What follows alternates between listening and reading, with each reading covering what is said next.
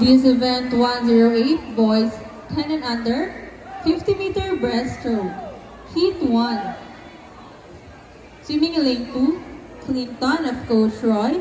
Lane 3, Donaire of Compass Aquatics. Lane 4, Reguyo of Beta Caloocan. Lane 5, Nathanael of Sharpedo.